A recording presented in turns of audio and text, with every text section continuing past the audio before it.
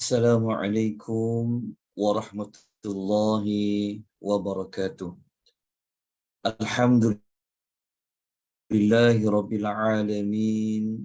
Wassalatu wassalamu ala ashrafil anbiya'i wal mursalin wa ala alihi wa sahbihi ajma'in. Allahumma salli wa sallim ala nabiyyina Muhammad wa ala alihi wa sahbihi wa man tabi'ahum bi isanin ila yaumiddin, amma ba'd. Tuan-tuan dan puan-puan rahimani wa rahimakumullah, alhamdulillah pada malam yang berbahagia ini, atas izin dari Allah Subhanahu wa taala, kita dapat meneruskan. Kita akan sama-sama insya-Allah pada malam ini membincangkan perkara ataupun maklumat yang berkenaan dengan kisah para nabi, para rasul alaihi wassalatu wassalam, yang kita namakan pengajian ini adalah fakta di sebalik kisah para rasul alaihi wassalatu wassalam. Malam ini merupakan pengajian siri yang ke-35, yang mana kita masih lagi membicarakan tentang kisah Nabi Allah Musa alaihi wassalatu wassalam. Okay. Kisah Nabi Allah Musa ini seperti yang tercatat di dalam senarai semak yang kita seringkali menunjukkan setiap pada kelas. Kita akan tunjukkan apa senarai semak ni, kisah Nabi Allah Musa, yang malam ni insya-Allah kita akan mempelajari tentang kemusykilan yang ke-26, iaitu kisah tentang ciri-ciri kitab Taurat yang ada pada Al-Wah.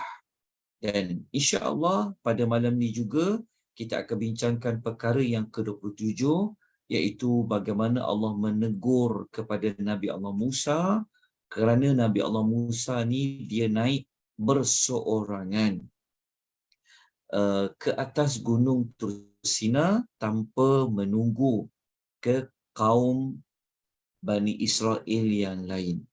Okay, jadi kita akan bincangkan pada malam ini dua perkara ini. Okay, moga-moga tuan-tuan dan puan sudah pun bersiap sedia dengan Al-Quran terjemahan untuk kita merujuk ayat-ayat yang berkaitan dengan dua perkara tersebut. Okay, saya akan kongsikan nota ringkas, bukan ayat Quran dan juga terjemahan ayat, termasuklah ada sedikit maklumat lanjut tentang tafsiran ayat. Okey, kita kembali kepada membincangkan kemusykilan yang ke-26. Okey. Kemusykilan yang ke-26 ini adalah tentang pertemuan Nabi Allah Musa. Okey, Nabi Allah Musa jumpa Allah Subhanahu Wa Taala di atas gunung Tursina. Okey, seperti mana yang kita telah lalui pada pengajian yang lalu. Kan, Nabi Allah Musa bertemu dengan Allah, bermunajat kepada Allah selama 40 malam.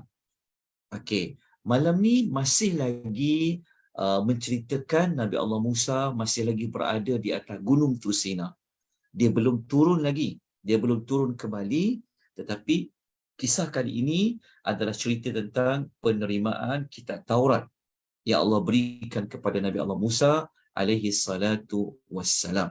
Okey, untuk kita memudahkan pengisian kita pada malam ini, bolehlah tuan-tuan lihat kronologi ataupun carta alih perbincangan kita yang kita kaitkan dengan pengisian kita pada siri pada minggu lepas. Okey, kalau pada minggu lepas kita telah bincangkan tentang Nabi Allah Musa naik kat Gunung Tursina selama 40 malam bermunajat kepada Allah.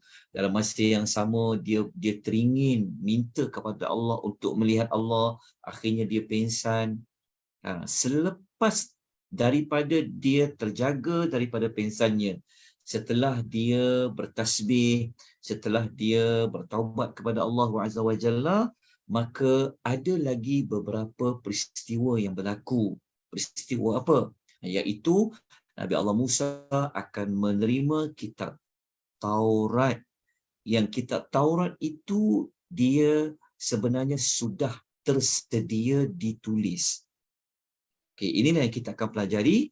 Kemudian setelah kitab Taurat itu diterima oleh Nabi Allah Musa, apakah pesanan-pesanan Allah kepada Nabi Allah Musa terhadap kitab Taurat tersebut? Okay. Ayat rujukan yang kita akan rujuk pada malam ini adalah surah Al-A'raf, surah yang ke-7. Kita lihat ayat yang ke-145, muka surat 165, 168. Betul tak ayat 145, muka surat 168. Jadi sesiapa yang ada Quran terjemahan, dia boleh terus buka muka surat 168. Kita nak tengok ayat nombor berapa? Ayat nombor 145. Okey. Ayat 145 ini Allah Subhanahu wa taala berfirman, A'udzubillahi minasyaitonir rajim. Wa katabna lahu fil alwah. Okey. Allah Taala berfirman yang bermaksud, dan kami telah menuliskan untuk Musa pada lauh itu min kulli syai'in yang mengandungi pelbagai jenis. Okey, pelbagai jenis ini apa? Mau'izatan, iaitu pengajaran. Wa tafsilan, dan juga dalam lauh itu ditulis juga ada maklumat tentang wa tafsilan, penjelasan, perincian likulli syai'in, bagi tiap sesuatu. Okey, kalau kita berhenti pada potongan ayat ini, kita mengetahui bahawa dalam ayat ini Allah menyebutkan, okey, secara jelas kami telah menuliskan untuk Musa. Okey, ayat ini menunjukkan bahawasanya lauh, okey, lauh itu kalau kita perincikan sedikit, perkataan alwah ataupun lauh. Kalau bilangan satu bagi alwah adalah lauh. Jadi kalau banyak bagi kalimah lauh, dia akan jadi alwah. Okey. Jadi alwah dalam ayat ini apa sebenarnya? Okey, pendapat yang terpilih melihat kepada konteks ayat ini, alwah dekat sini, lauh di sini sebenarnya adalah merujuk kepada kitab Taurat. Walaupun tak ada penyebutan perkataan at-Taurah, tetapi Taurah itu adalah berbentuk alwah, iaitu lauh. Jadi alwah di sini adalah kitab Taurat. Jadi kalau kita kembali melihat permulaan ayat ini, Allah mengatakan dan kami telah menuliskan untuk Musa, untuk Musa pada lauh itu. Lauh itu apa? Adalah kitab Taurat. Okey, lauh para ulama berbeza pandangan dalam menentukan lauh ini apa. Maksudnya dari apa. Tapi yang pasti tak dapat ditolak maklumat bahawasanya dekat lauh itu Allah telah tulislah. Sebab nampak jelas ayat ni kata kami telah menuliskan. Maknanya dekat lauh itu sudah mengandungi tulisan lah. Dekat lauh tu ditulis. Okey, cuma apa itu lauh? Adakah ia adalah kepingan kayu? Adakah ia adakah ia merupakan maksudnya lauh itu dari apa? Adakah dia kayu? Adakah dia permata? Wallahu alam. Kita tak dapat maklumat yang jelas, yang terang lauh itu apa. Tetapi yang pasti ini lauh ini dia adalah sesuatu yang Allah sudah menulisnya. Menulis dekat sini menunjukkan bahawasanya Allah yang menulis. Allah yang menulis itu maksudnya melalui perantaraan lah, kan, malaikat yang menulis. Tapi ditulis di mana? Okey. Kita tak ada fakta, tak ada sumber, tak ada dalil yang mengatakan Nabi Musa yang tulis. Ha. Sebab ayat ni kalau kita baca jelas, terang Allah yang menulis. Maknanya bukan Nabi Musa bawa lauh tu daripada rumah dia, kemudian Allah Taala sebut dia tulis. Dia salin. Ini adalah pendapat yang tidak benar. Kan, tak ada pun maklumat yang kata Musa yang salin, tak ada. Sebab ayat ni kata Allah yang telah menulis. Maka kata Dr. Salah Abdul Fattah Al-Khalidi rahimahullah, bahawasanya merujuk kepada ayat ini, yang menulis itu sebenarnya kitab Taurat yang tertulis di lauh-lauh ini, dia sudah sebenarnya ditulis semasa di langit lagi. Jadi ketika Nabi Musa dapat lauh ini, ia sudah tersedia ditulis. Okey. Kemudian dalam lauh itu ada apa? Kalau kita baca ayat ini, ada perkataan min kulli syai'in. Okey. Apa itu min kulli syai'in? Min kulli syai'in, ia merujuk kepada, kalau merujuk kepada tafsiran Tabari, min kulli syai' maksudnya dalam lauh-lauh itu telah ditulis tentang apa? Macam-macam perkara, peringatan, okey, tentang keagungan Allah Subhanahu wa taala. Maknanya dalam lauh tu, dekat lauh itu ada keagungan Allah, kebesaran Allah, cerita tentang tauhid. Itulah maksud min kulli syai'in. Seperti mana yang dijelaskan oleh Al-Imam At-Tabari. Okey. Kemudian dalam kitab Taurat yang berbentuk lauh tadi itu ada mengandungi maklumat lain juga, iaitu mau'izatan. Mau'izah ni dia adalah pengajaran. Pengajaran dekat sini, pengajaran yang tadi itulah, yang maklumat tentang kebesaran Allah, tentang keesaan Allah tadi itu, ia menjadi pengajaran. Pengajaran untuk siapa? Sudah pastilah pengajaran untuk Nabi Musa dan juga Bani Israel. Okey, kalau macam kita ada Quran, kan, Allah jadikan Quran ni adalah mau'izah, pedoman, peringatan buat Nabi Muhammad dan kita semua. Okey, dalam Quran ada apa? Dalam Quran ada cerita tentang keagungan Allah, kebesaran Allah, tauhid, tentang iman. Begitulah yang ada di dalam Taurat. Okey, selain itu ada apa lagi dalam kitab Taurat tu? Watafsilan likulli syai'in, dan juga mengandungi penjelasan, perincian bagi tiap-tiap sesuatu. Okey, apa makna tiap-tiap sesuatu? Merujuk kepada tafsiran para tabi'in, seperti mana kata Sa'id Ibnu Jubair radhiyallahu rahimahullah mengatakan, ayat kalimah wa tafsilan li kulli syai' adalah merujuk kepada segala yang Allah wajibkan Bani Israel lakukan, ada dalam kitab Taurat, di dalam lauh itu.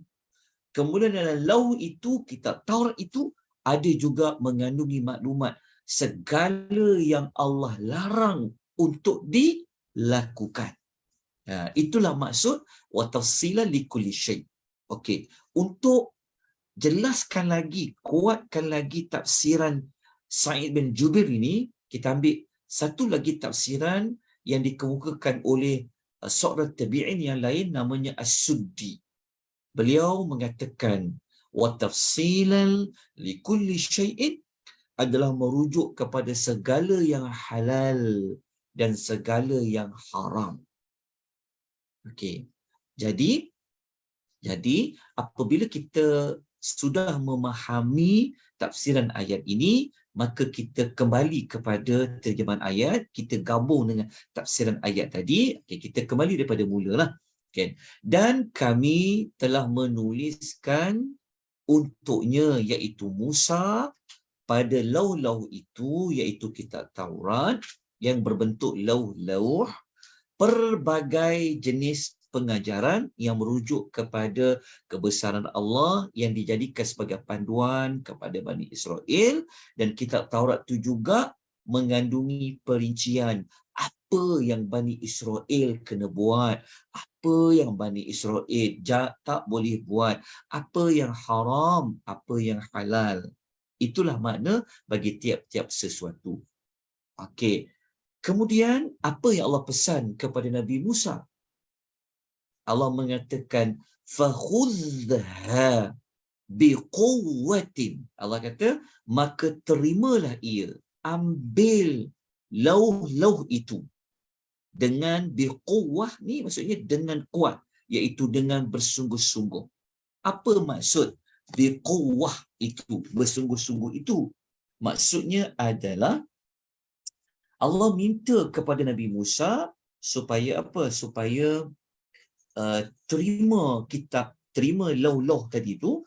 Lepas tu kuat tu, bersungguh-sungguh tu, terima dengan bersungguh-sungguh tu maksudnya apa?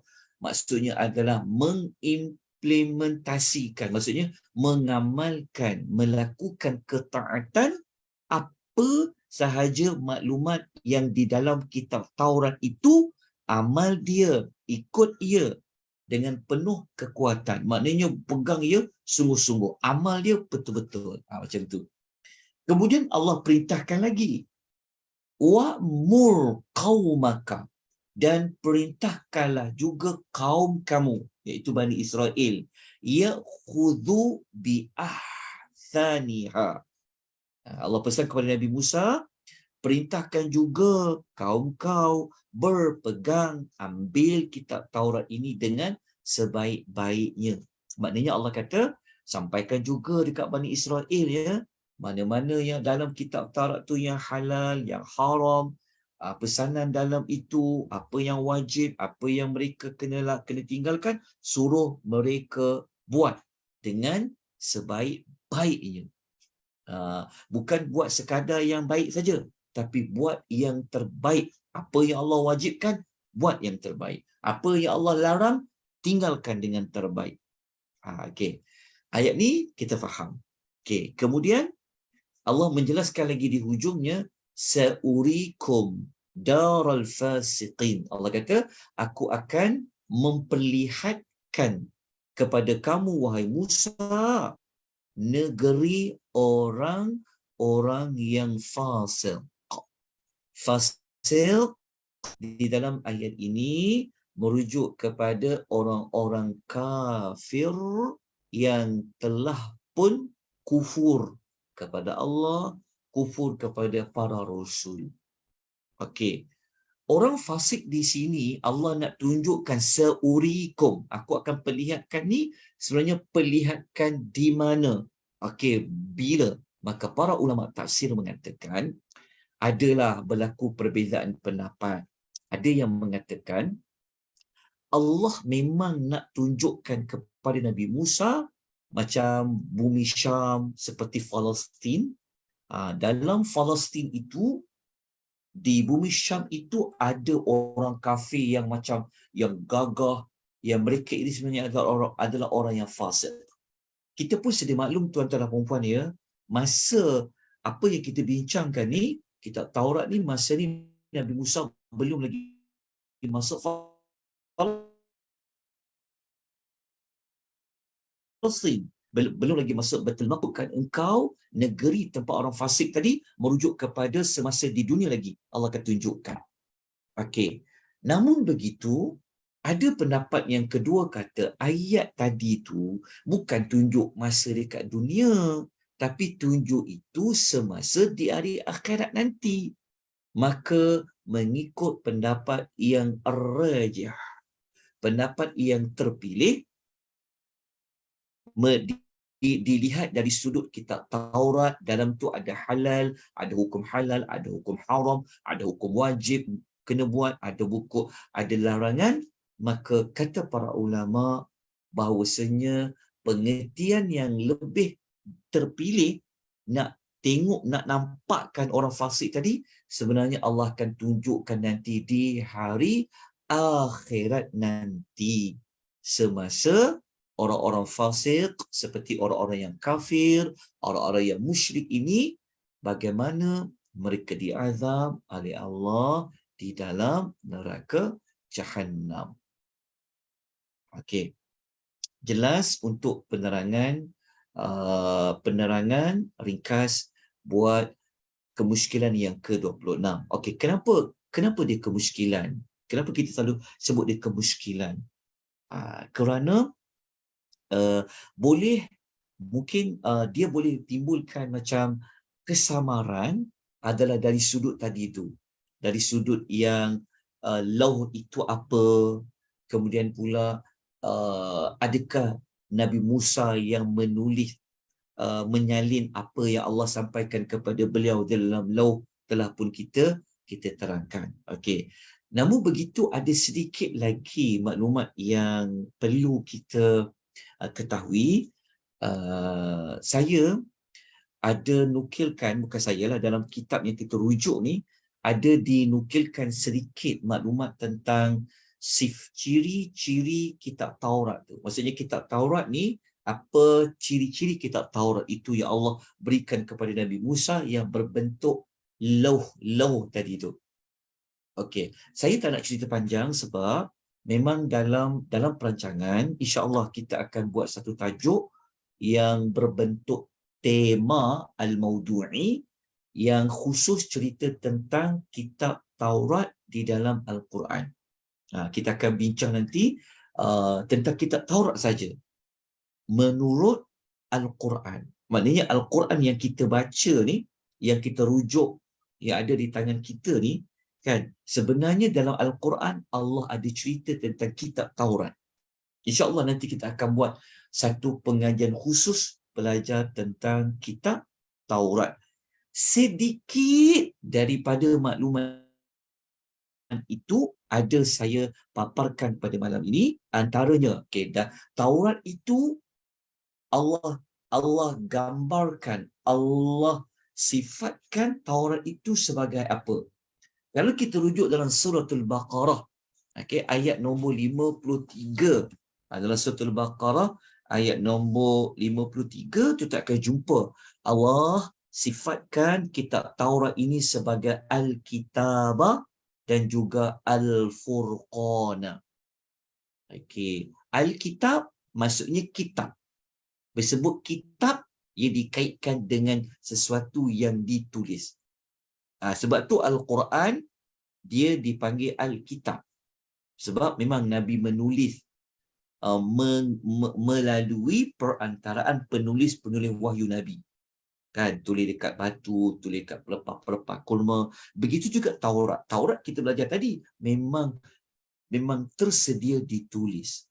Cuma Nabi Musa naik dekat Bukit Sinai, dia terima apa yang telah ditulis. Sebab itu dalam Al-Baqarah ayat 53 Allah kata Taurat itu dipanggil Al-Kitab. Okey. Dalam masa yang sama Allah juga mengatakan Taurat ini ada Al-Furqan. Al-Furqan tuan-tuan ya, bermaksud pembeza di antara perkara yang hak dengan perkara yang batil. Kita jangan tersalah faham. Bukan Al-Furqan ayat 53 ni merujuk kepada nama Quran, iaitu Al-Furqan. Al-Quran pun dipanggil juga Al-Furqan. Tapi Al-Furqan di sini merujuk kepada kitab Taurat. Okey. Selain dua ciri kitab Taurat tu, ada lagi dalam surah Al-An'am ayat nombor 91, Allah juga mensifatkan Taurat itu sebagai nura, cahaya.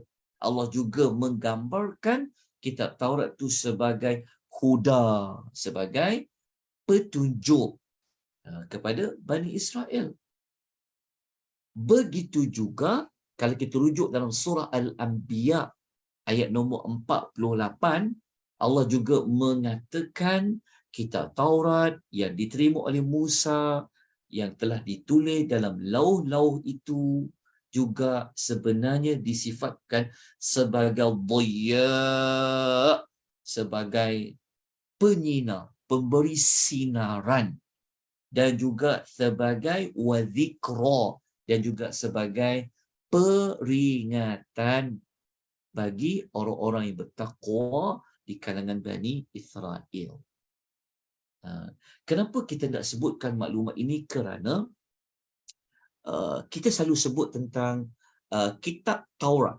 Kita kan selalu sebut nama, kita kan sebut kitab Taurat, kitab Injil. Kenapa kita perlu sebut kitab? Kitab Taurat. Kenapa tak sebut Taurat sahaja? Tapi kenapa kita sebut kitab Taurat? Diguna istilah kitab kerana memang ciri Taurat itu ia berbentuk seperti Alkitab. Dia telah dikaitkan dengan sesuatu, dikaitkan dengan ditulis.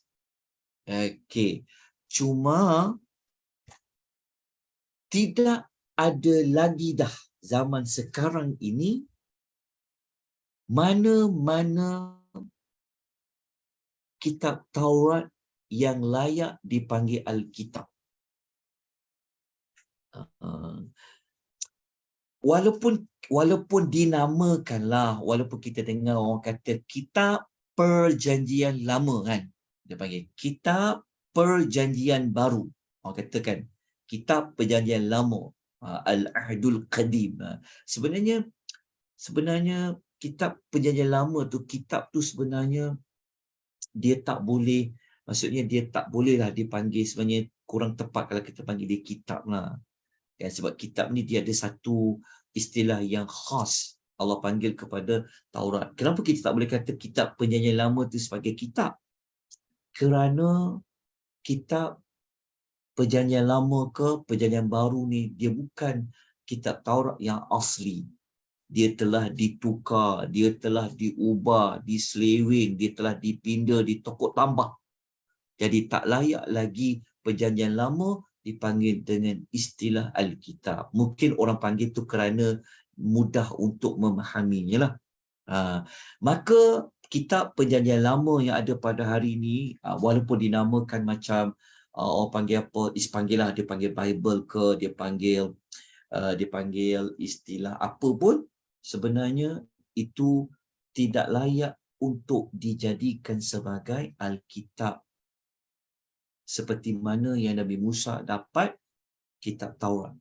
Maka tak lagi boleh dipanggil kitab perjanjian lama, perjanjian baru tu sebagai Al-Furqan, tak layak lagi dipanggil sebagai Nura, tak layak lagi dipanggil sebagai Huda, tak layak lagi dipanggil Dhiya dan juga Zikra. Kenapa? Kerana ia telah diubah dan dipinda oleh orang-orang Bani Israel, orang-orang Yahudi. Okey, jadi jelas untuk perkara yang pertama yang dibincangkan oleh Dr. Dr. Salah Abdul Fattah Al-Khalidi dalam bukunya Mawaqiful Anbiya fil Quran. Baik, tuan-tuan, saya nak jelaskan pada tuan-tuan dan puan-puan ya, apa yang saya sampaikan pada malam ini sebenarnya adalah kita merujuk kepada kitab utama. Kitab ini ya, bukan ia ulasan itu datangnya, bukanlah maksudnya maklumat ini datang daripada saya, tetapi saya cuma mengolah, menyampaikan dengan bahasa yang mudah difahami berdasarkan maklumat dalam kitab ni lah. Kitab apa ni? Ini adalah kitab yang kita gunakan, iaitu kitab Mawaqiful Al-Anbiya fil Quran. Inilah sebenarnya kita belajar. Inilah kitab rujukan kita. Cuma kitab ni di dalam bahasa dia dalam bahasa Arab. Belum ada lagi yang diterjemahkan. Inilah kitab rujukan utama. Baik. Tuan-tuan dan puan, rahimani wa rahimakumullah. Setakat ni boleh ikut, boleh faham, ada apa-apa maklumat yang ingin ditambah, silakan. Kalau ada mana-mana maklumat yang saya tersalah sebut pun, tolong betulkan. Kita sama-sama belajar. Baik, ada tak? Jelas ke?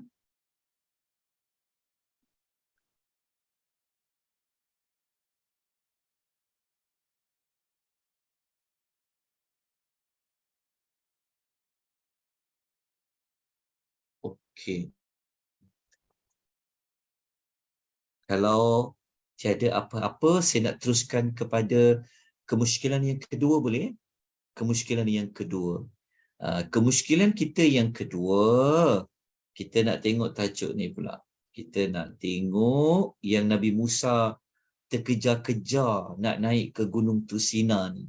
Ni ayat ni kemusykilan yang ke-27. Okey, tuan-tuan, sila buka Al-Quran terjemahan ataupun kita boleh tengoklah di skrin Zoom ini ataupun lihat di FB page Malaysian Tadabbur Academy. Kalau kita tengok secara langsung, begitu juga kita tengok rujukan ayat dia adalah surah Taha, surah yang ke-20, ayat 83 sampai 84. Dua ayat je, 83 84, muka surat 317. Okey, kita nak tengok cerita macam mana Nabi Musa ini dia tergesa-gesa naik ke Gunung Tursina. Okey. Tuan-tuan dan puan-puan, ayat surah Taha 83-84 ni kita macam patah balik ke belakang. Patah ke belakang semula. Patah ke belakang tu maksud dia bukan patah ke belakang. Dia macam ini adalah permulaan Nabi Allah Musa dia naik ke Gunung Tursina lah. Kita kan tahu kan Nabi Musa, jadi kita dah belajar Nabi Musa duduk kat Gunung Tursina dapat kitab Taurat. Jadi ini ada kaitan dengan permulaan bagaimana Nabi Musa nak pergi ke Gunung Tursina. Okey. Apa yang kemusykilannya? Nabi Musa pergi cepat-cepat jumpa Allah dekat Gunung Tursina tu. Sebenarnya ada kemusykilan. Apa kemusykilan tu? Okey. Kemusykilan tu sebenarnya kalau kita baca ayat 83 ni dia macam Allah menegur Nabi Musa. Tengok ayat Allah kata apa? A'udzubillahi minasyaitonir rajim. Wa ma a'jalaka 'an qaumika ya Musa. Allah kata, dan apakah yang menyebabkan engkau segera datang kemari ke Gunung Tursina lebih dulu dari kaum engkau, wahai Musa? Allah Ta'ala macam seperti bertanya kepada Musa, Musa, awak hadatan seorang-seorang, kenapa kau sampai dulu sedangkan kaum kau Bani Israel belum sampai lagi? Tu Allah bertanya kepada Musa. Okay. Kenapa Allah bertanya seperti itu? Yang ini tuan-tuan kena tengok ayat nombor 80. Kena tengok ayat nombor 80. Cuba kita buka surah Taha, ayat nombor 80, muka surat 300 berapa tadi? 317 kan? Kalau kita tengok dalam ayat nombor 80, ayat yang kita baca ni ayat nombor 83. Tapi sebelum tu, ayat nombor 80, Allah Ta'ala dah berpesan, ya, Allah dah berpesan kepada siapa? Kepada Bani Israel, termasuklah Nabi Musa, yang Allah Ta'ala janji kepada Bani Israel untuk bermunajat naik ke Gunung Aiman. Aiman tu maksudnya Gunung Tursina lah di sebelah kanan. Tetapi yang datangnya ke Gunung Tursina itu Musa aja seorang. Yang lain belum sampai.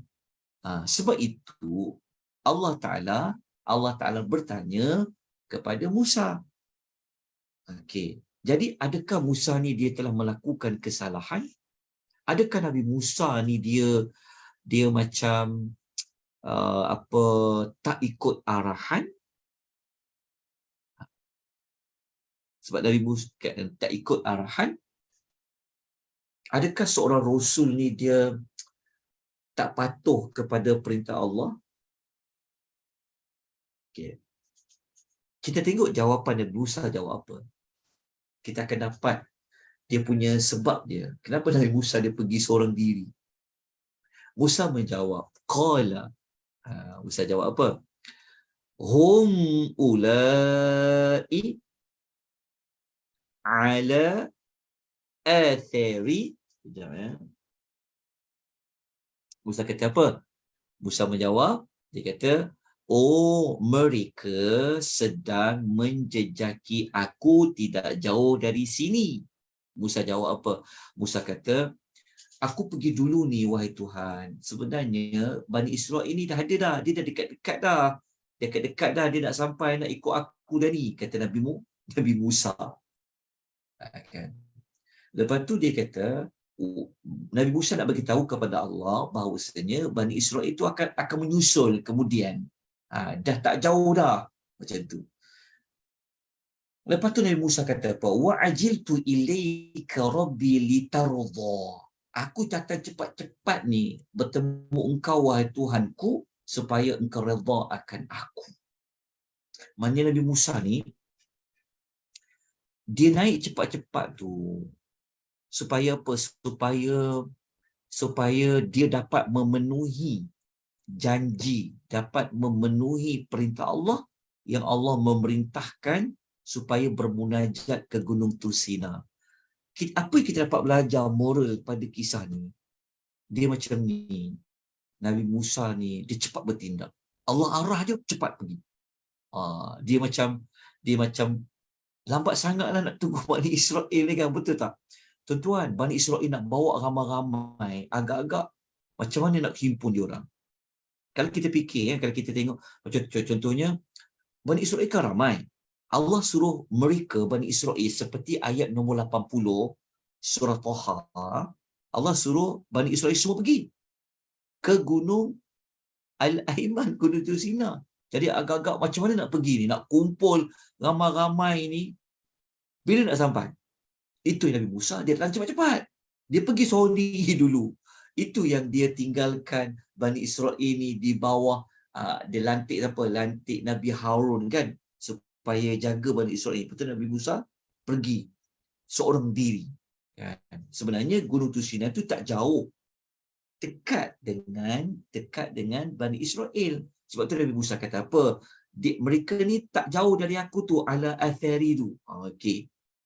Jadi jawapan dia sebenarnya Nabi Musa ni dia macam tak sabar. Bukan tak sabar, bukan sabar tak elok. Maksudnya dia macam Allah teruja sangat. Nak jumpa dengan Allah, nak munajat dengan Allah Ta'ala ni. Sebab tu dia pergi cepat-cepat. Nak jumpa kekasih, maka tak perlulah nak bertangguh kan. Jadi itulah yang Nabi Musa buat setelah menjawab apa yang Allah pertanyakan. Jadi kemusykilannya di mana? Kemusykilannya adalah apa yang Nabi Musa buat ni sebenarnya bukanlah satu kesalahan. Okey, ini dipanggil apa? Ini dipanggil Nabi Allah Musa, dia sangat teruja, dia nak dapat cepat redha Allah. Contoh kalau macam kita pesan ke anak kita kan, kata okey nanti pagi esok pukul 10 pagi mama dengan contohnya ibu dan ayah nak jumpa semua anak ibu dan ayah. Okay. Jadi semua kena datang. Semua sekali kena datang. Okay. Jadi ada di kalangan anak kita ni yang dia pukul 9.30 dia dah tercegat dah. 9 dah dia datang. Kita pun tanya, mana Kak Long? Mana Abang Long? Bukankah ibu pesan supaya semua datang sekali? Maksudnya begitulah, saya nak buat analogi seperti itu.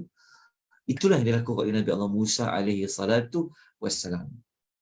Okay, wallahu ta'ala alam. Apa yang Nabi Musa lakukan ini, kita tahu justifikasinya apa? Dia nak dapat cepat. Litarda, supaya engkau redha kepadaku, wahai Tuhan. inilah sifat yang ada pada Nabi Allah Musa alaihi salatu wassalam. Tetapi kita pun tahu kan apa yang Allah uji kepada Nabi Musa selepas pada itu. Kita tahu selepas daripada itu kan yang Allah telah uji Nabi Musa dengan kaumnya menyembah patung anak lembu. Itu kita akan cerita pada minggu depan. Kita cerita minggu depan bagaimana Nabi Musa membaling kitab Taurat yang ada yang pada lauh itu setelah dia mendapati kaum dia Bani Israel yang tidak bersamanya naik ke Gunung Tursina itu telah menyembah patung Atha-Athamiri. Adakah itu merupakan denda Allah kepada Nabi Musa sebab dia datang seorang diri? Wallahu ta'ala alam. Kan kita pun biasa dengar, kita pun pernah tahu kan sebab apa Nabi Musa jadi Nabi Allah Khadir. Ingat kan? Siapa yang belajar Tadabbur Suratul Kahfi, kisah Musa jumpa Khadir, kita semua tahu bagaimana tercetusnya idea Nabi Musa pergi cari Nabi Khadir. Semuanya disebabkan tindakan Nabi Musa yang dia seperti Allah menguji dia, Allah denda dia. Kan disebabkan dia, apabila orang tanya pada dia, siapa orang yang paling pandai? Maksudnya kan Bani Israel tanya pada dia, siapa yang pandai lagi daripada engkau? Kan Nabi Musa jawab apa? Dia kata, setakat aku tahu ni, aku sajalah. Kan? Rupa-rupanya ada lagi manusia yang lebih ada ilmu yang Allah beri kepada dia, iaitu Khadir. Sebab itulah Allah Ta'ala perintahkan Nabi Allah Musa pergi cari Khadir tu. Jadi ia ada kaitan sama sebenarnya. Perkaitannya seperti mana setelah Nabi Musa ini dapat kitab Taurat tadi, dia datang kitab seorang diri ni, Allah Ta'ala uji dia pula dengan kaum dia yang menyembah patung anak lembu. InsyaAllah kita akan ceritakan pada minggu hadapan kemusykilan yang berikutnya. Okey, apa minggu depan kita nak belajar? Iaitu, kita tengok dekat sini. Kita tengok senarai dia. Nanti kalau soalan boleh tanya. Kita tengok dekat sini. Kisah ni dah habis. Nabi Ibrahim dan Lut dah habis. Kita pergi kisah Nabi Musa ni. Kita nak tengok nombor 28 dekat sini. InsyaAllah ni kita belajar minggu depan. Nabi Musa dia melempar lauh. Kenapa dia lempar lauh? Sedangkan lauh tu kitab Taurat. Kan? Dia hina ke kitab Taurat tu? Ni yang jadi kemusykilan tu. Lempar kitab Taurat yang ada pada lauh-lauh itu. Lepas tu insya-Allah kita akan belajar satu lagi, macam mana Nabi Harun kita akan belajar kenapa Nabi Harun dia tak mencegah Bani Israel daripada penyembahan patung anak lembu. Ini kita akan kupas insya-Allah pada minggu hadapan. Kemusykilan ke-28 dan kemusykilan yang ke-29. Baik. Saya buka pada persoalan jika ada tuan-tuan perempuan rahimani wa rahimakumullah, ataupun saya sangat menggalakkan kalau tuan-tuan ada ulasan yang lain yang berbeza dengan apa yang saya sampaikan, saya sangat alu-alukan kalau boleh tuan-tuan berkongsi maklumat tu. Kita bersama belajar. Apatah lagi kalau ada yang saya tersalah dalam menyampaikan maklumat. Tolong dibuat pembetulan. Baik. Ada soalan ke? Ada apa-apa nak diperkatakan? Kalau tiada, kita berhenti dengan kadar inilah. InsyaAllah kita jumpa lagi pada minggu hadapan. Siri yang ke-36. Kita akan bincang beberapa lagi kemusykilan yang dikaitkan dengan kisah Nabi Allah Musa alaihi salatu wassalam. Aqulu qawli hadza wa astaghfirullahal azim. Wabillahi taufiq wal hidayah. Assalamualaikum warahmatullahi wabarakatuh. Waalaikumsalam. Terima kasih Ustaz. Wa antum fajalakum.